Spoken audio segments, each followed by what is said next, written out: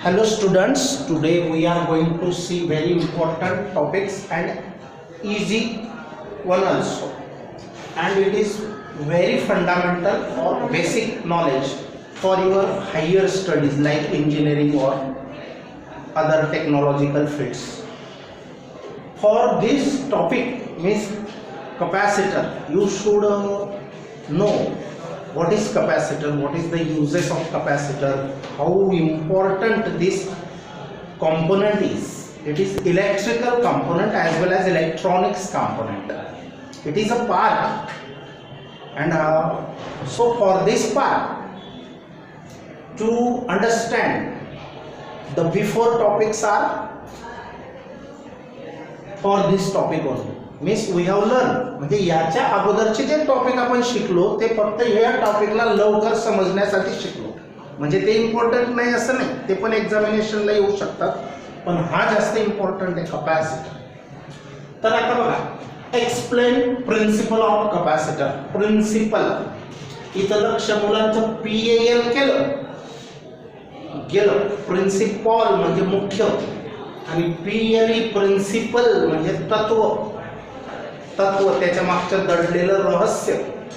तर what is explain the principle of capacitor. कपॅसिटरच्या काय प्रिन्सिपल आहे, तर आता आपण ह्याच्या अगोदरच्या टॉपिक मध्ये पाहिलं की दोन प्लेट पैकी एका प्लेटला +Q एवढा चार्ज जर दिला, +Q, तर तेवढाच -Q चार्ज दुसऱ्या प्लेटवर इंड्यूस होतो, तयार होतो, त्याच्या आपोआप येतो. लक्ष द्या, ही मेटल प्लेट आहे, तिला अजून चार्ज दिला नाही, ही दुसरी मेटल प्लेट आहे. तर ह्या प्लेटला आपण, आता ही मेटल प्लेट आहे, चार्ज दिलेला नाही, म्हणजे तिच्यामध्ये डायपोल्स आहेत. डायपोल्स म्हणजे काय, प्रोटॉन्स इलेक्ट्रॉन्स ची कॉम्बिनेशन, एक प्रोटॉन एक इलेक्ट्रॉन एक डायपोल समजून घ्या, बरोबर. फक्त ते रँडम आहे, मग त्यांना जर का पॉझिटिव्ह चार्ज दिला तर कोणता चार्ज त्यांच्यावर एक्सेस होईल, जादा होईल.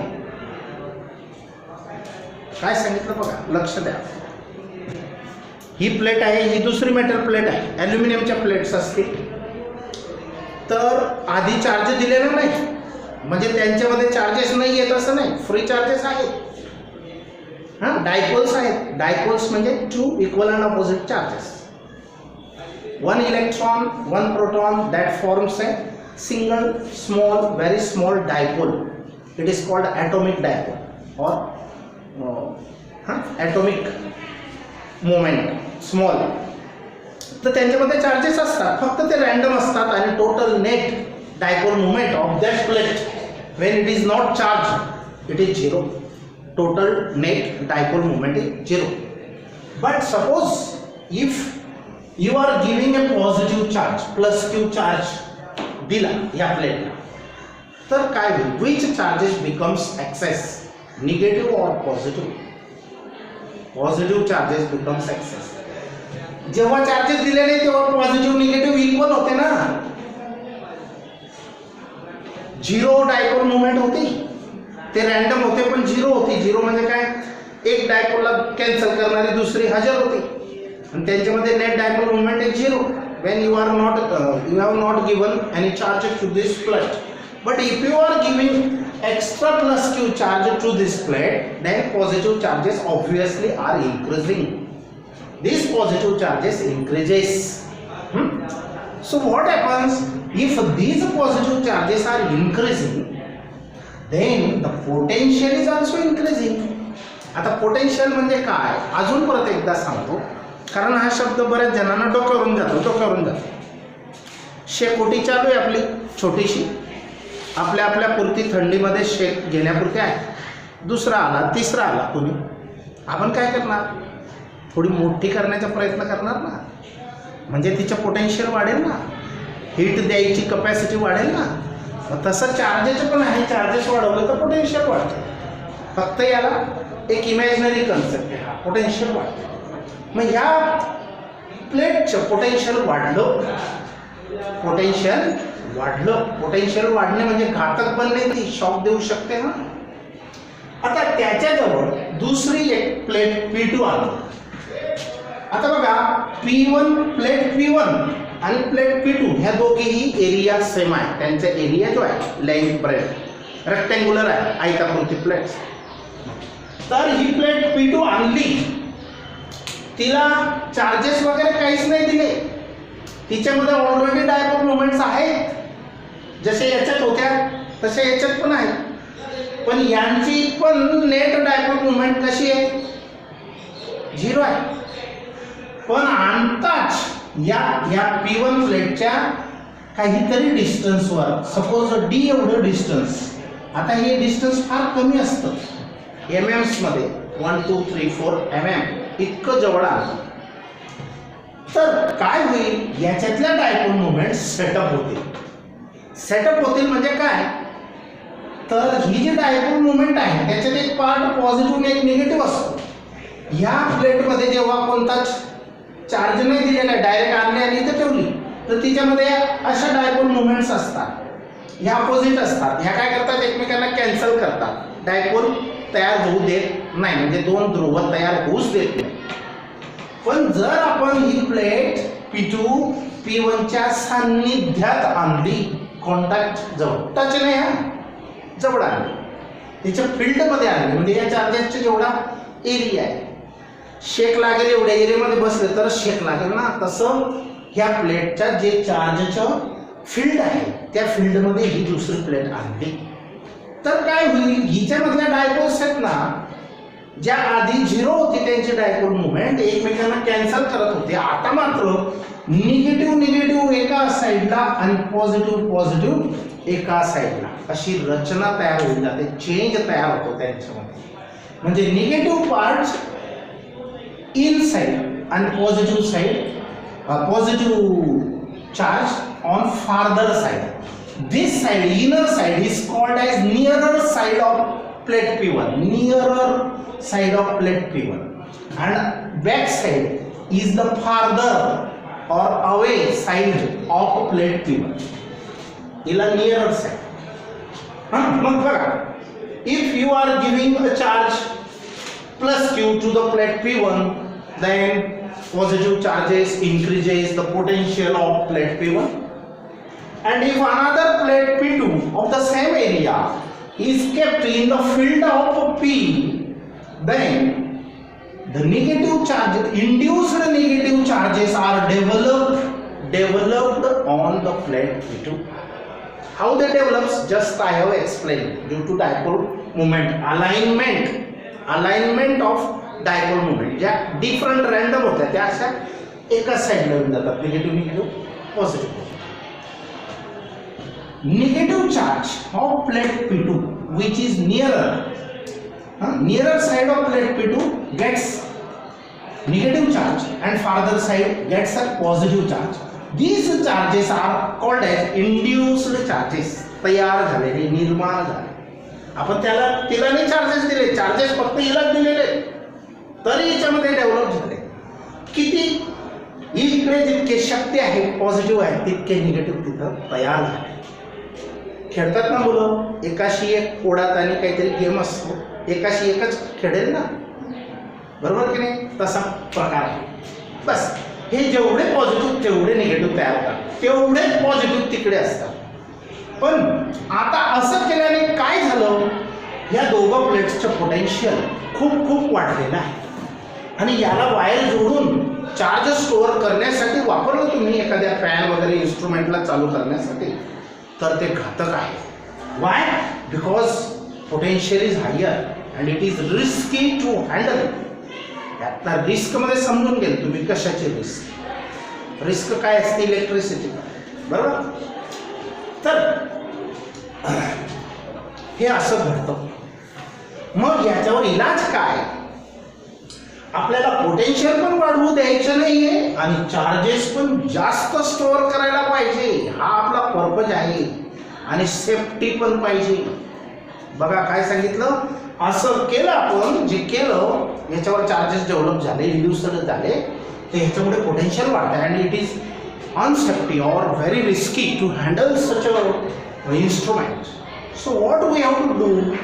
We have to do plate P2 gets earth connected. जर याला अर्थिंग जोडली तर काय होतं?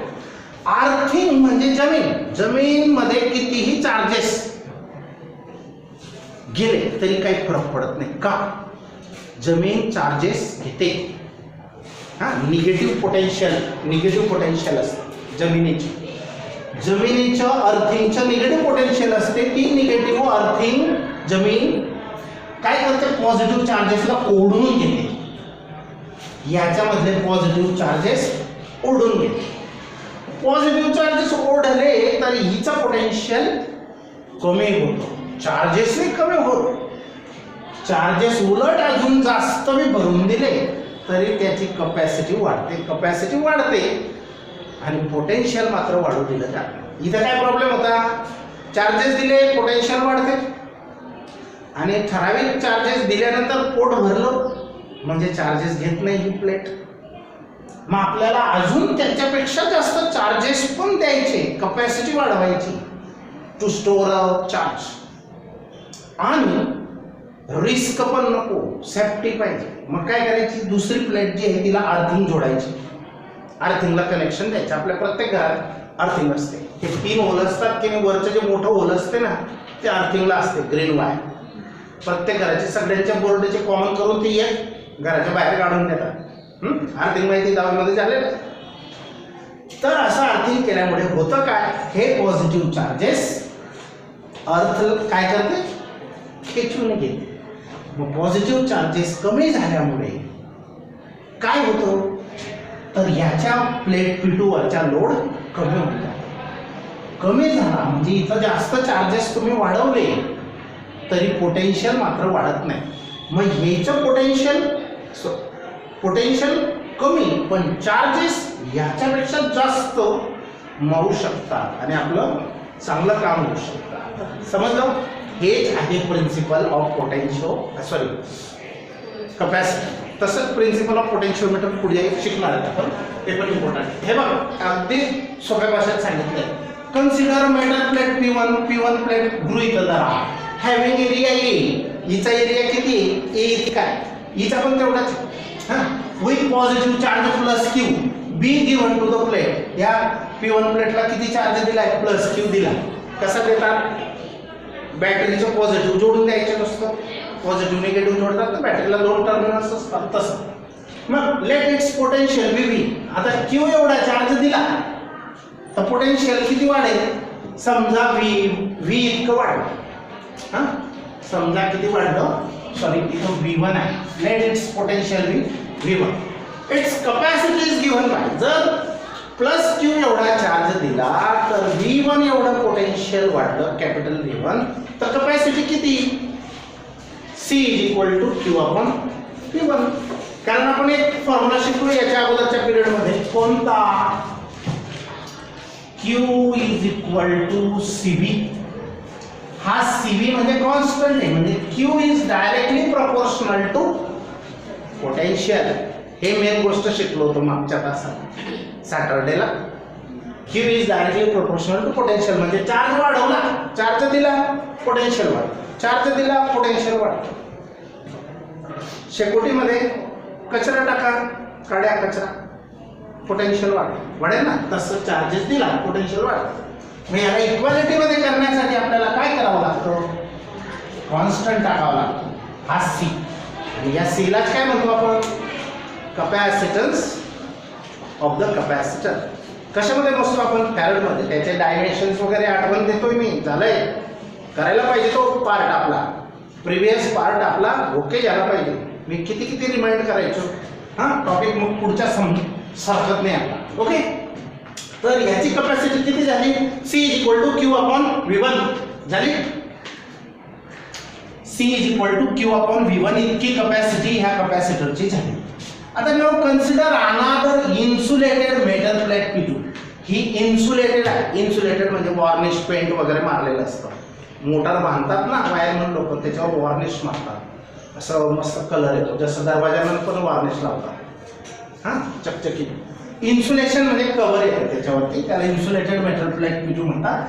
Held near the plate P1, held म्हणजे धरली, P1 प्लेटच्या जवळ धरली बाय इंडक्शन. इंडक्शन होणे म्हणजे काय, हे चार्जेस डेव्हलप होणे, यालाच इंडक्शन म्हणतात. मी अगोदर ती प्रोसेस सांगून टाकली कशी तयार होतात. By induction a negative charge is produced. हे निगेटिव्ह चार्जेस प्रोड्यूस्ड म्हणजे तयार होतात, इंड्यूस्ड होतात ऑन द नियर फेस म्हणजे आतली साईड, ही साईड प्लेटची इकडची side near face, and an equal positive charge आणि तितकेच positive charge develops on the farther face किंवा farther side as shown in the farther face of plate P2 प्लेटच्या farther म्हणजे तिकडच्या बाजूला तयार होतात साईडला as shown in the figure. The induced negative charge lowers the potential of plate P1. बघा अजून काय घडतं मग, हे इंड्यूस्ड निगेटिव्ह चार्जेस मुळे या प्लेट P1 चं पोटेन्शियल कमी होतं. का बरं, जेव्हा ही प्लेट आणली नव्हती तेव्हा पॉझिटिव्ह चार्जेस एक्सेस होते, पोटेन्शियल जास्त होतं, पण त्यांना खेचणारे हे निगेटिव्ह आले म्हणजे यांची ताकद कमी झाली. That lowers the potential. These induced negative charges lowers the potential of the plate P1. P1 प्लेटचे पोटेन्शियल कमी करतात. बरोबर. While the induced positive charge rises its potential, पण हे इंड्यूस्ड पॉझिटिव्ह चार्जेस मात्र प्लेट P2 चं पोटेन्शियल वाढवतात. मग ॲज पोटेन्शियल वाढणे चांगलं नाही, चार्जेस जास्त मावायला पाहिजे आणि पोटेन्शियल पण कमी पाहिजे, हा पर्पज आहे.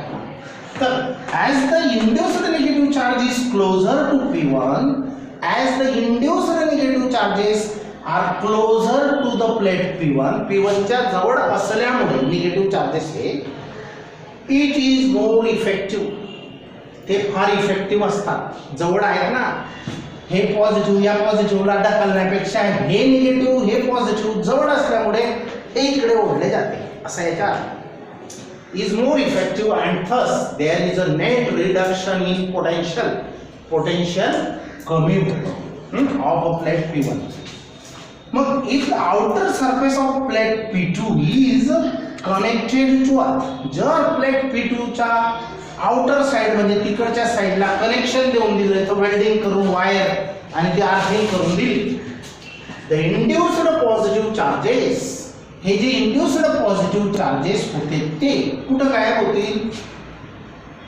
The induced positive charges on the P2 being free म्हणजे फ्री असल्यामुळे temperature being free flows to the earth, moves to the earth, अर्थ मध्ये चालले जातात. गेले म्हणजे न्यूट्रल झाले, ते न्यूट्रल इफेक्टिव्ह कमी.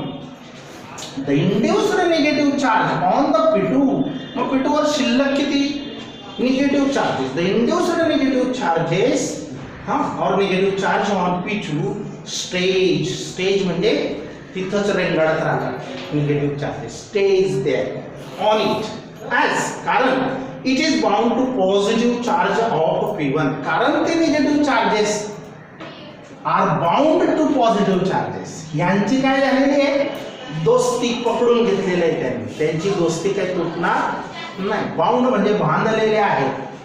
हे लवकर गेले पण हे जाऊ शकत नाही, कारण ह्या पॉझिटिव्ह चार्जेसशी त्यांची बाउंडिंग झाली, बांधिलकी झाली, ते सोडून जाणार नाही. बघा, the induced negative charge on plate P2 stays on it, ते तिथंच राहतात, कारण की as it is bound to positive charge of P1, this greatly reduces the potential of P2 as in figure. याच्यामुळे प्लेट P2 चं potential greatly reduce होतं, म्हणजे फारच कमी होतं.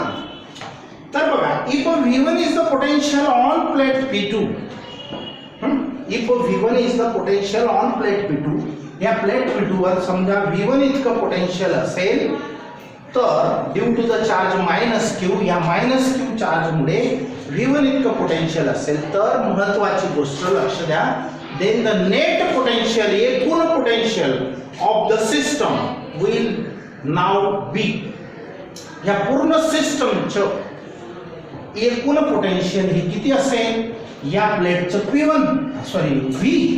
आणि या प्लेटचं V1, टोटल किती होईल V मायनस V1.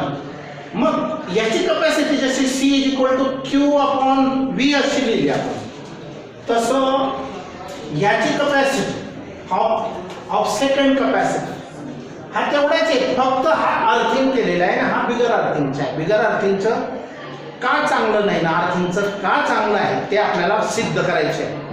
तर मग याची कपॅसिटी किती, C2 = Q/V - V1. आता इथं एक मिस्टेक अशी झाली, याला V ट्रेट करा, याला V1 ट्रेट करा, याचं पोटेन्शियल. मग याची कपॅसिटी Q/V - V1. आता बघा C1 आणि C2, हा C1 घेऊया, सॉरी इथं 1 पाहिजे होता माझ्याकडे, इथं दिला गेला होता, तो मिस्टेक झाली होती. C1 आणि C2 ची तुलना करा, कोण ग्रेटर कोण small. Capacity of first capacitor आणि capacity of second capacitor, which one is greater? C2 is greater than C1. Why? आणि इथं फक्त V च्या डिनॉमिनेटरला आणि इथं V - V1 म्हणजे V ला हा V1 काही जितका पण असेल तो कमी करेल ना डिनॉमिनेटर कमी, तर रेशोची व्हॅल्यू वाढते. आणि डिनॉमिनेटर याचा V आहे आणि त्याच्यापेक्षा V पेक्षा हा डिनॉमिनेटर V - V1, म्हणजे हा जर 5 असेल, बरोबर, हा 5 आणि हा समजा 2 आहे, 5 + 2 3 राहील ना, मग इथं 5 आहे ना, हा रेशो कमी येईल ना, जास्त मोठा डिनॉमिनेटर असेल म्हणजे रेशो कमी येईल, म्हणजे C1 कमी, रेशो कमी C1 C2 ग्रेटर. समजलं, why C2 is greater than C1. आता बघा 10 capacity of plate P1 is increased. P1 प्लेटची कपॅसिटी अशी वाढून राहते, इज इन्क्रीज्ड बाय प्लेसिंग. कोणती प्लेसिंग करणे म्हणजे ठेवू, बाय प्लेसिंग म्हणजे ठेवून, काय ठेवून, P2 plate. By placing an identical earth connected metal plate P2 near it. अर्थ कनेक्टेड मेटल प्लेट, फक्त नुसतं विदाउट अर्थ कनेक्टेड नाही, अर्थ connected metal plate by placing. Thus, capacity of the plate P1 can be increased by placing plate P2 which is earth connected. Okay. आता symbol of capacitor, जसा रेजिस्टरचा कसा असतो गतिरोधक, तसा कपॅसिटरचा सिम्बॉल असा आहे, त्याला पॉझिटिव्ह निगेटिव्ह साईड असतात. आता टाइप्स ऑफ कपॅसिटर बघा, parallel capacitor, spherical capacitor, cylindrical capacitor. Cylindrical मी दाखवला पण आहे अगोदर, इथं दाखवला होता मी कापलेला तो. आता पॅरलल प्लेट कपॅसिटर मध्ये 2 मेटल प्लेट्स असतात, equal in area, and some dielectric medium is kept there. ते डायलेक्ट्रिक मीडियम काय काम करतं, चार्जेस बांधून ठेवायचे काम करतं, स्टोअर करायचे काम करतं. डायलेक्ट्रिक मीडियम वॅक्स, फूड, मायका, चमकीला असा हे असतो कागद, आणि यांच्यामधलं डिस्टन्स D, 2 प्लेट्स मधलं डिस्टन्स D.